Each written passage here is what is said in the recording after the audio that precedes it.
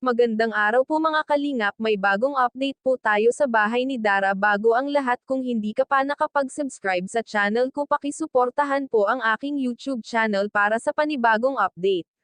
Mga kalingap, makalipas ang ilang araw ay napuntahan ni Rab si Dara, kaya sa ngayon ay bumisita ulit para sa update sa pabahay niya.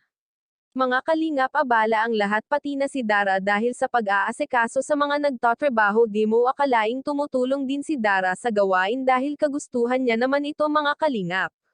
Napagtanto nga natin na kung matapos na ang bahay, ano kaya ang magiging sitwasyon nila, malulungkot ba o magiging masaya? Dahil sila lamang ang maaring manatili sa bahay, depende na lang kay Dara kung sino ang patutuloyan nito sa bahay. Di naman inaasahan na makakasama niya ang ate niya sa bahay dahil may pamilya na ito, dahil nga sa maagang nag-asawa. Ganun na lamang ang payo ni Rab na wag muna sa puntong magkaroon si Dara ng karelasyon dahil bata pa nga raw ito. Tugon naman niya na wala naman itong balak na gumawa ng ganung bagay kagaya ng kanyang ate, pero sabi ni Rab hindi raw nakakasiguro dahil sa magkakabahay na baka gumawa raw si Dara ng ikasisira ng kinabukasan niya. Huwag niyo masamain ang sinabi ni Rab, ito ay isang payo para hindi masayang ang buhay niya sa walang kabuluhang bagay. Naging malungkot si Dara dahil nangangamba ito na kapag napabahayan na raw siya at matapos na ito ay baka kalimutan na siya ng mga kalingap.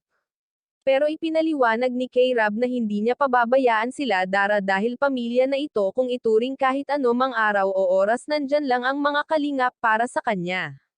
Sa ating napag-alaman ay bakit na lamang naisipan ni Dara ang ganong bagay.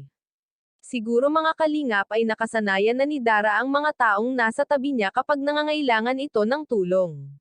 At sa ngayon ay hindi na mahihirapan ang mga trabahador sa pagkuha ng kasangkapan papunta sa bahay ni Dara, gamit ang kalabaw sa pagbubuhat dahil napakamalayo ang lalakarin, kaya sa ngayon hindi na sila na problema sa pagbuhat kaya naging madali na ang lahat.